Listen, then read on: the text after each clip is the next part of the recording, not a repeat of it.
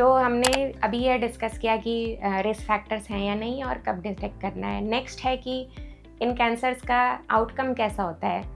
यह क्वेश्चन क्यों इम्पॉर्टेंट है, बिकॉज़ मैंने अपने प्रैक्टिस में यह देखा है कि बहुत सारे पेशेंट, यदि उनको पता भी है कि हमें कैंसर हो सकता है, वह डॉक्टर के पास इसलिए नहीं जाते, स्पेशली वह कैंसर के डॉक्टर के पास इसलिए नहीं आते बिकॉज़ उनको डर लगता है कि हमने तो अपने फैमिली से सुना या गांव में सुना कि कैंसर का कोई इलाज नहीं होता, क्योंकि वो कुछ लोगों की कहानियों के बेसिस पे सारा डिसीजन बना लेते हैं कि नहीं, उनको कैंसर हुआ था, उनका ट्रीटमेंट हुआ बट कोई फ़ायदा नहीं हुआ, इतने पैसे खर्च हो गए। तो ये सारी बहुत नेगेटिविटी चीज़ें हैं जो सोसाइटी में रन करती हैं।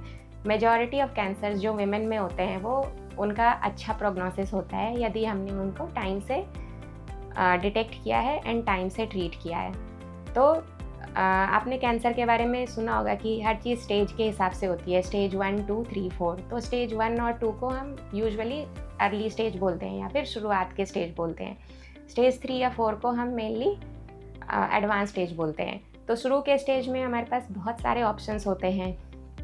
ऑपरेशन का ऑप्शन होता है, कीमो का ऑप्शन होता है, रेडिएशन का ऑप्शन होता है, एंड कैंसर ट्रीटमेंट हमेशा एक कॉम्बिनेशन होता है।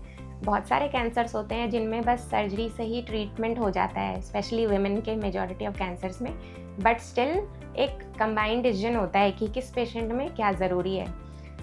बट अगर आपका कैंसर एडवांस स्टेज में है तो काफ़ी और चीज़ें भी हमारे फिर उसमें आ जाती है, जैसे इम्यूनोथेरेपी, टारगेटेड थेरेपी। ये सारे एडवांस ट्रीटमेंट की मोडालिटीज़ हैं जो आपको आपके ऑन्कोलॉजिस्ट या फिर वुमेन कैंसर स्पेशलिस्ट ही बताएंगे।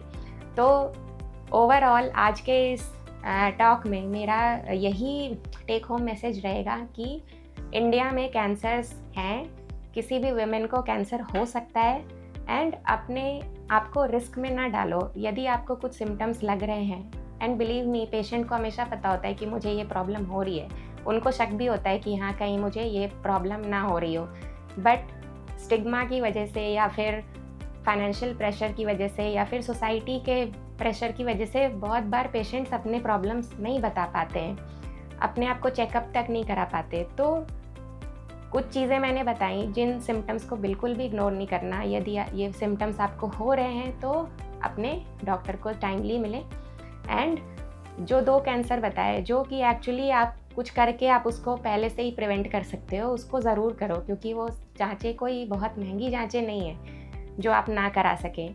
आजकल हर छोटे छोटे डिस्ट्रिक्ट्स में भी ये फैसिलिटीज़ उपलब्ध है।